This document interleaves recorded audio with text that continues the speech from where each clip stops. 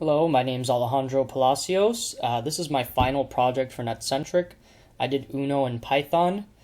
Just real quick, I'm going to show that the server can handle 4 players playing, but I am actually going to step through the game with 2 players because it'll be quicker, and that way the video won't be too long and I can step through all of the code. So right here, we're going to start up the server with 4 players. Right here, test player, connect. Going to connect with test player 2. Okay, test player 3 and test player 4. They're all going to connect. Hopefully, if we minimize here. So right here, we have our 4 players.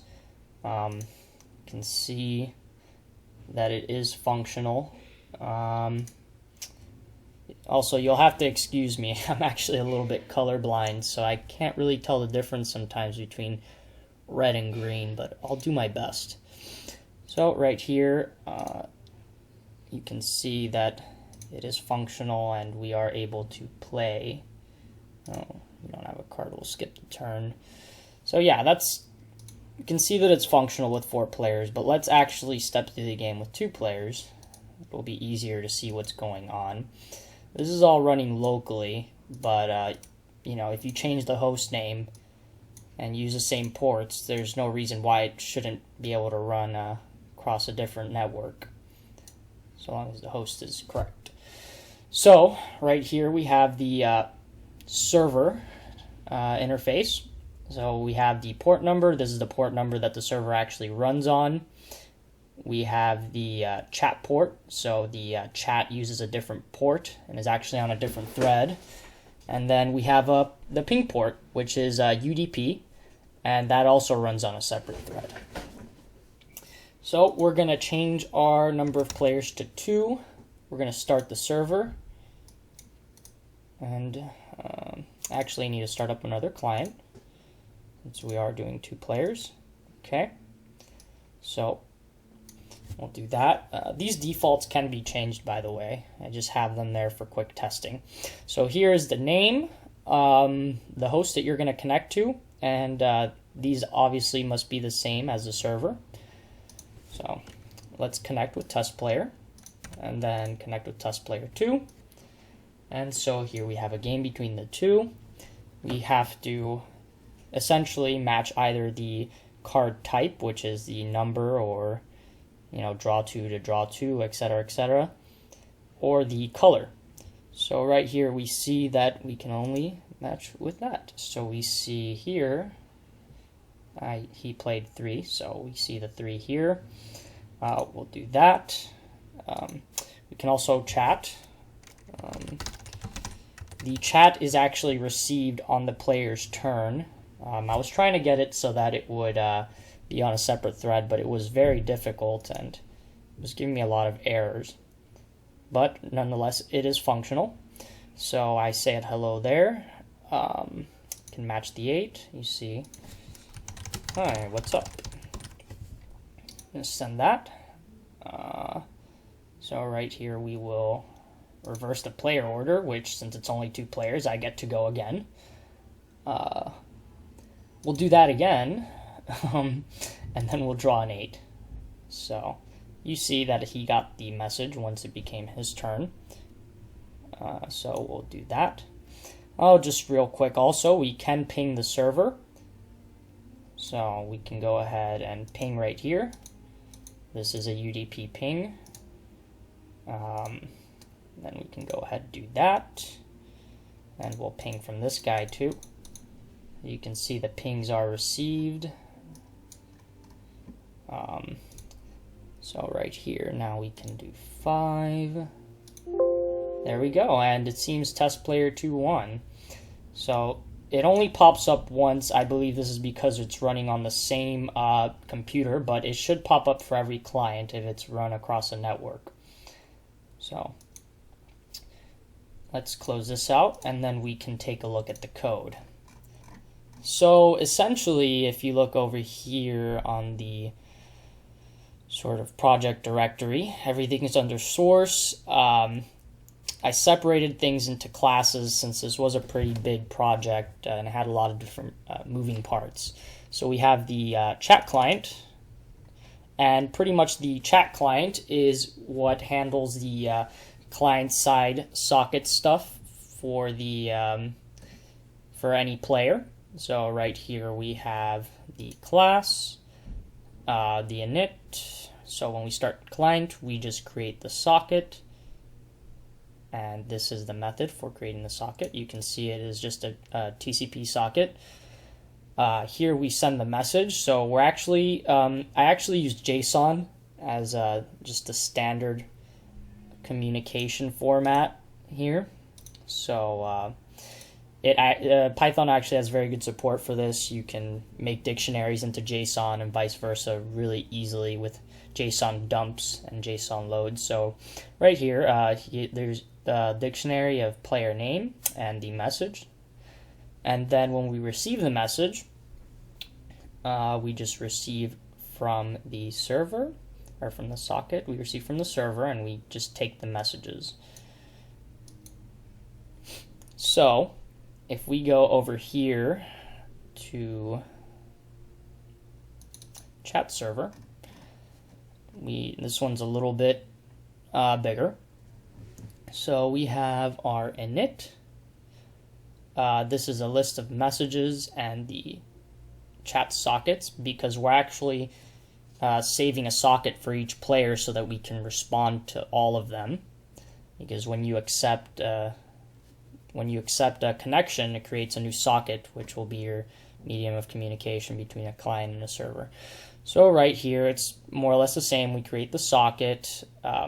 This is just a standard TCP socket for the server side, and we have this extra little listen thing, and we bind to it. So right here, this one actually gets called first. So accept chats will pretty much accept socket connections for each of the numbers of players. So we get the socket, which is what I was talking about before, and we append it to the list of sockets.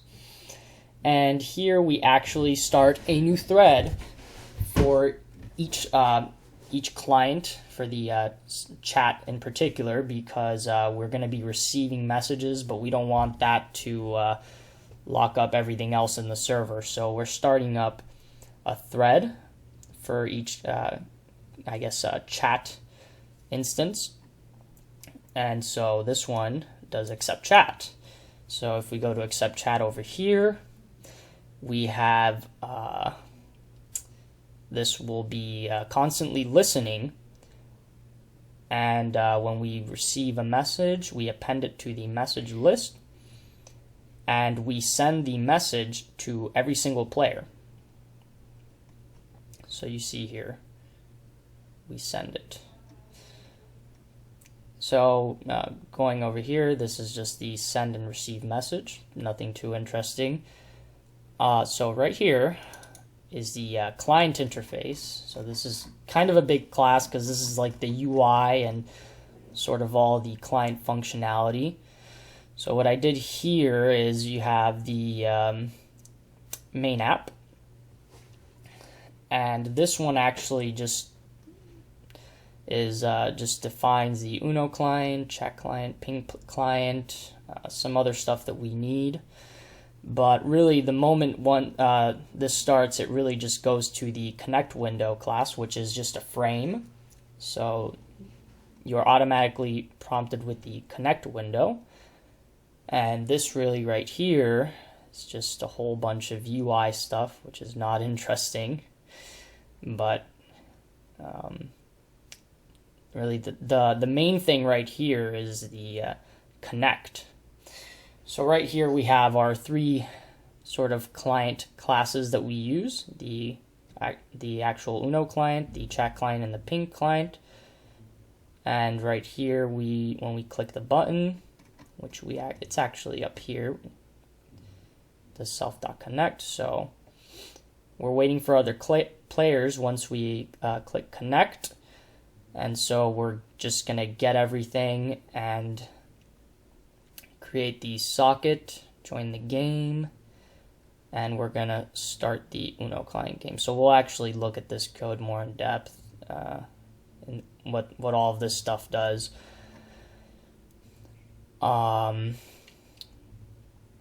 So we have our chat port. So this is actually starting every single client over here before we actually get into the game window. And so the game window, which is a lot of stuff as well, this is also more UI stuff, but notice how in the buttons you actually have to say what on click what everything is gonna what the click does. So for example, the ping button calls a lambda expression. You need to do this sort of workaround in order to get parameters in the command. So we set the player name and we ping we send a ping with our player name so that the server knows who's pinging it. Right here we have a whole bunch of different functionality.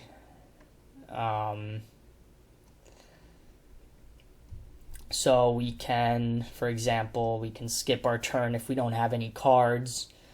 The server actually gives you a card if you don't have it, but if it gives you it makes you draw a card if you don't have any that match the card that you're gonna have to match. But if that one still isn't enough, you need to skip your turn. So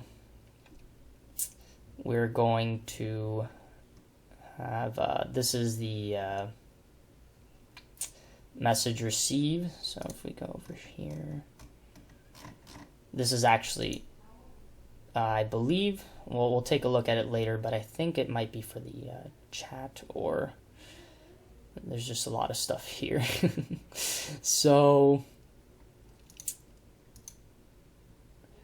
right here, so this is some interesting stuff. So this is actually just going to show the card that you're going to have to match.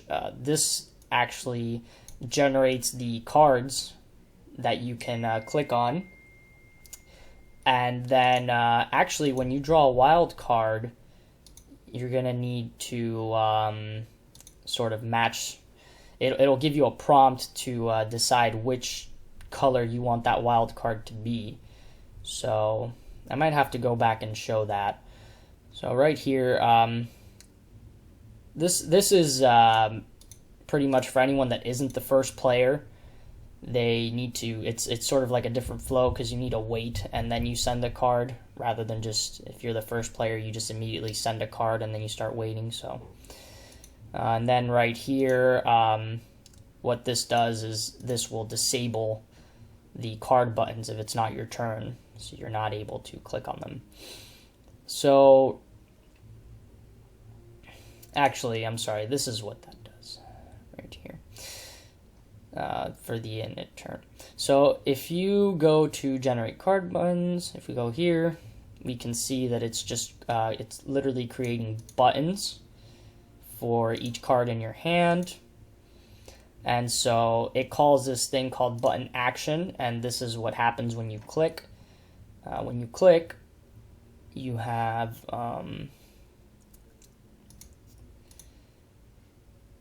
so there's some extra logic for the wild card, because it gives you a sort of 4 buttons that you could click for which color you want it to be. So this is for the wild cards.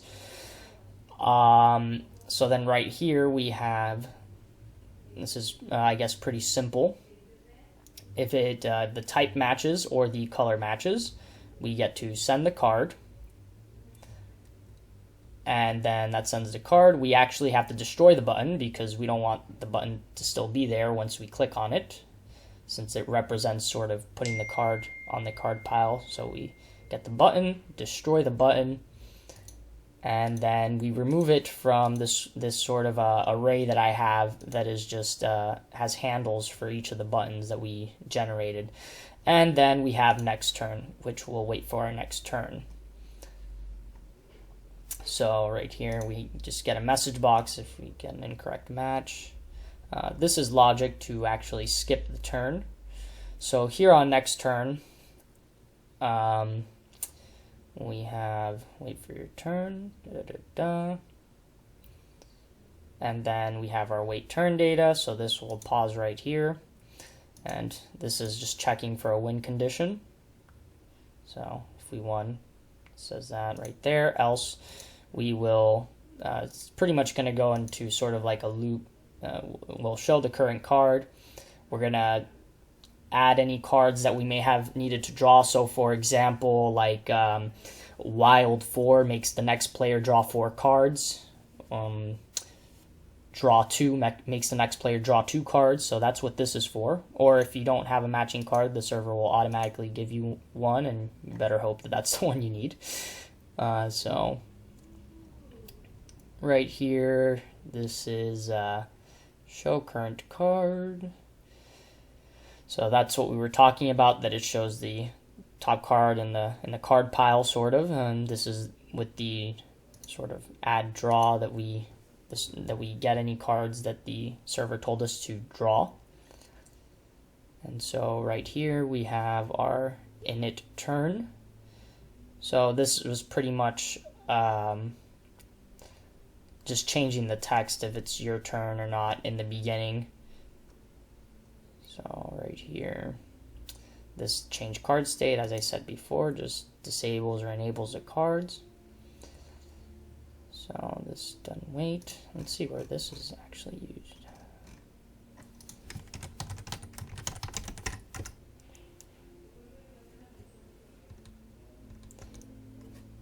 Yes, so this is for anyone that isn't the first player. And so this is sort of our receive messages. This is for the chat. So this will add stuff to the chat area when we get it. So any messages that anyone has sent, when it's our turn, we'll get all of them. And then we can. This is for the sort of send message, which is just for the chat as well. This is what I was talking about, that it'll give you 4 buttons when you click on a wild card, and you get to pick which color you get the wild card will be. And so this is some more logic for that. And this is actually getting pretty long. So let me go on to the other ones. So ping client, not very interesting, but we can see that it is a UDP port.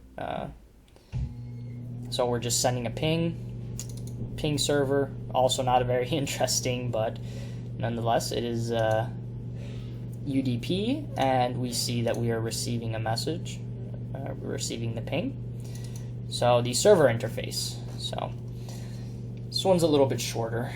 So right here we have the main app. This is following sort of the same logic. This is our main app, but it immediately calls this server window, which is where we get to pick all of the ports and the number of players. So right here, just some UI stuff. Right here is the actual interesting part. So when we click start, we're gonna have these 3: the Uno server, chat server, ping server. We can see we create sockets for all 3 of them. The chat goes into a different thread. And so we start accepting all of these players from the Uno server. Let's see. And then we get to our ping window right over here. So this is for after we sort of get all of the connections from everyone. It'll head on to the ping window, and here we create the ping server, or we sort of use the ping server, and we put in a new thread. So right here we have our while true. This is looping in a separate thread, and we'll insert into the chat area. So right here we have our Uno client. So this is sort of where all the socket logic for the Uno client is, and sort of the more like the inner logic for the Uno stuff that isn't directly related to UI. So we have a couple of things. We have the player object itself, or player dictionary, the socket, the turn, the current card, which is the card in the top of the card pile, which is the one that we need to match, win, which is for the win condition, whether or not it is our turn, and cards drawn, which is any cards that we need to put into our hand because the server told us to. So here we have our create socket. Here we actually join the game. So this is just sending to the server, hey, I want to join. This is my name. So that's actually what sort of establishes our connection to the server. So if we see here, when we start the game, we get our starting dictionary, which has our turn, whether or not it is our turn, our hand, which is our initial hand, and the card at the top of the card pile. So right here we have to send our card. So right here it removes the card from our hand and sends the card to the server. It also sends the server our entire hand because the server needs to check for a win condition in every turn, just to make sure that we don't let sort of the win slip by. So here we have our wait turn data. So this will pretty much wait for the until it is our turn. So we see that we are receiving the server, and then we're checking for a win condition here. So if no one has won yet, we will get the current card, the cards that the server told us to draw. And so right here we actually put the cards into our hand. Right here we are receive card. So we're receiving the card from the server. Actually, let me see where this is actually being called. I apologize.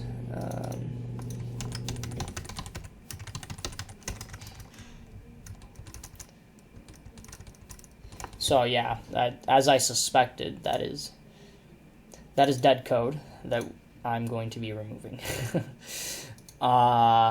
So here we have the change card color, which is when we send the wild card to the server, we have to change its color because we'll see here that it's initially just black. So right here, this is the Uno deck. So this is actually just what generates the deck for us. And so we have four different kinds of card colors.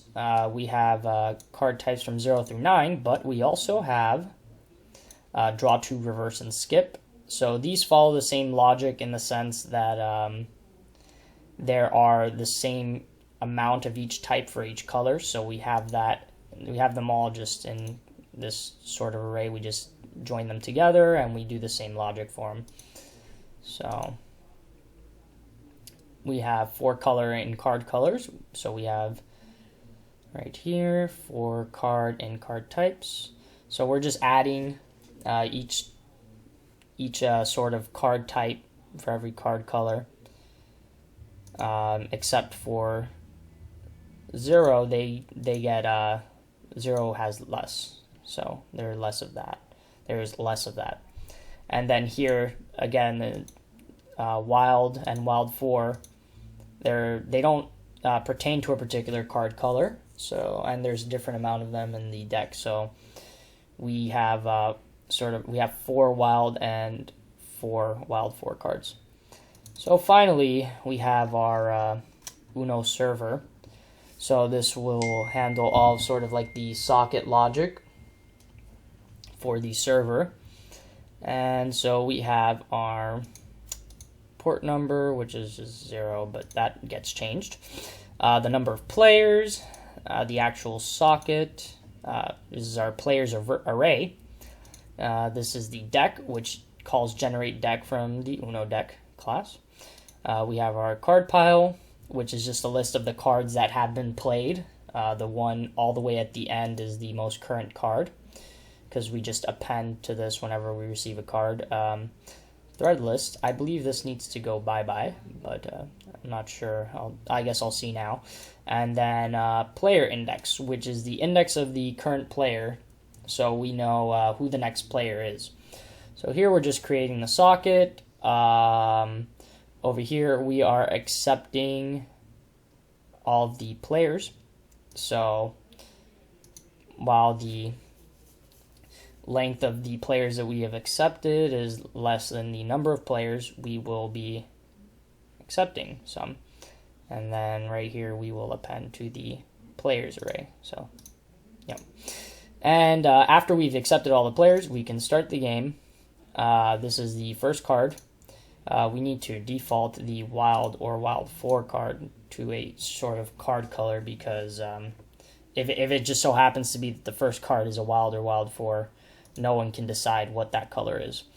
So right here, we will append the first card to the card pile, and then we will actually, this sort of first request is, our first message to each client is sending them their initial hand, whether or not it is their turn, and the current card right here.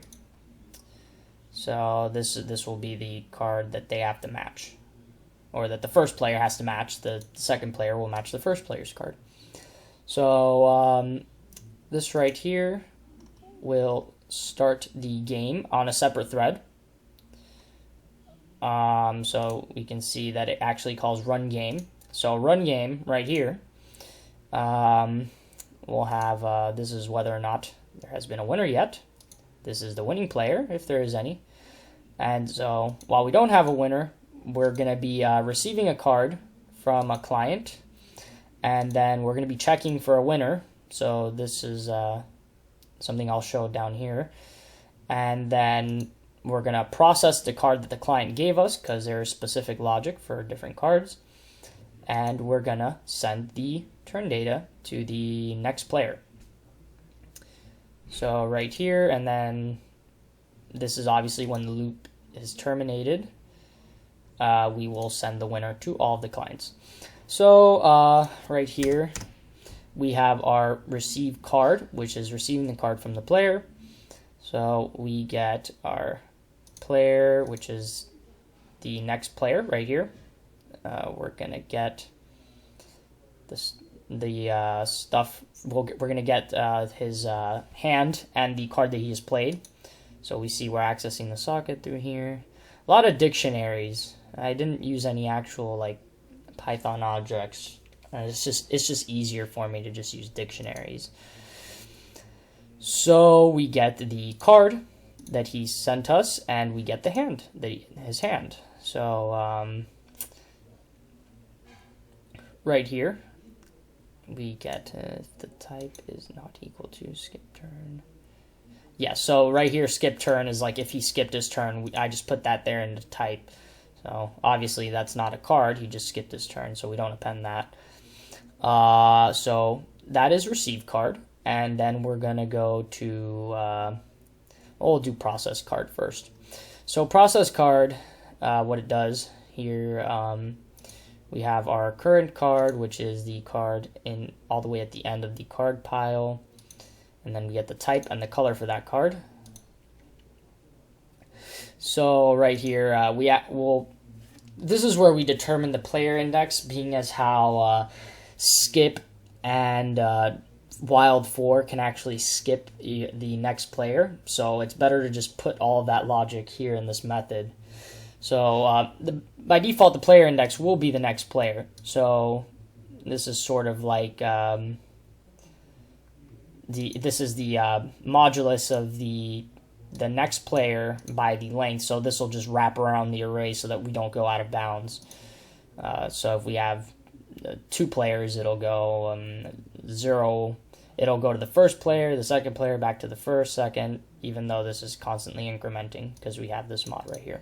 Anyway, so we have this draw 2. So right here, when we draw 2, we pop 2 cards to the draw cards. So we're going to make the next player draw 2 cards. If the card type is reverse, we actually just reverse the array of players. So then if we have a skip, we will skip to the next player. So right here you'll see that we just skip by adding 2 instead of just adding 1. And then wild 4 we have right here. So this will just make the next player draw 4 cards. And so we set the player to the next player is going to be right here. And then so right here this actually just checks to see if the player has the card that they need to match the sort of like the card on the top of the card pile. If they don't have it, the server is just going to automatically give them a card, and they just better hope that's the card they need. If not, they need to skip their turn. So right here we just append the hand to the cards that they're going to draw, and we're going to loop over those the union of those 2 lists. And if they don't have the card, it's going to append that to it's going to pop a card from the deck and send them an extra card. So yeah, hopefully they have one, because that would suck. So right here we send the turn data. So this is finally what gets called once we do all of that logic. And what we're doing is we're just getting the player that we need to send everything to, and then using their socket to send them the current card. The win is empty because this is not sending them a win condition. And then draw cards is the cards that they need to draw. Okay, finally right here, this is just to check the winner. So we have, if the deck is not if the deck is empty, sorry. So there has to be a winner if the deck is empty, because we can't play with an empty deck. And so here is just the tentative winner, which is no one. But we have a large number of points just so that we can get the first player in there. So we're going to loop through the players, and for each card in the player's hand, different types are worth a different amount of points. So draw 2, reverse, and skip are worth 20 points. Wild and wild 4 are worth 50 points. And everything else is worth their face value. So 0 is worth 0, 1 is worth 1, etc., etc. So right here, obviously the less number of points is better. So so right here we check at the end of that loop if the points of the tentative winner is greater than the points that they got. We're going to replace the tentative winner. Okay, so we have that, and so now we do. Okay, so that is if the deck is empty. But we also need to check, there's another win condition if someone has one card, hence the game Uno. So right here we're going to loop the players. This is why we need the player's hand that's why the client needs to send their hand, because we need to access player's hand and see if they have one card. And if they do, winner is true, and the winning player is set to that guy. So we return winner and the winning player here. And we already went over this. This actually just sends the winning player. So that is it. I don't believe I showed like skip and some of that functionality when I played through the game. So let me just do that real quick before I end the game, before I end this video. So right here, we'll do that. So let's do that. We'll start the server. Oh, did something go wrong? Oh, yes. So, yeah, I had other clients and servers running, so I got a little bit confused. All right, here. We'll do that. set that to 2, and then these are the only two. These are the only things that are running now, so should work. All right, so right here, this is perfect.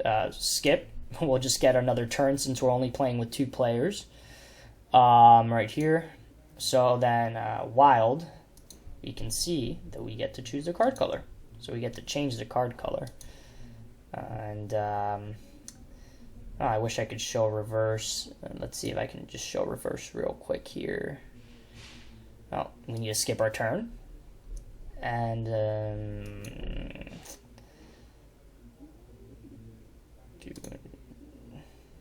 oh yeah, I'm not sure if I showed the prompt, but yes, if you get something wrong, if you don't choose the correct match, it will do that. There's my color blindness. You see we don't have a card, we need to skip. Okay, well, I'll draw 4, so we'll see that this guy's gonna get 4 cards. Yep, okay. And now we can show sort of reverse, which we just get another turn, right, since there's only 2 players. Just do, well, draw 4 again. So, you see, you just click draw 2, and we get 2 cards. Just because why not, ping. And yeah, that's it. I hope you enjoyed it. I know it was a long video, but just shouldn't close that while it's doing stuff. Anyway, I hope you enjoyed the video, and yeah, thanks.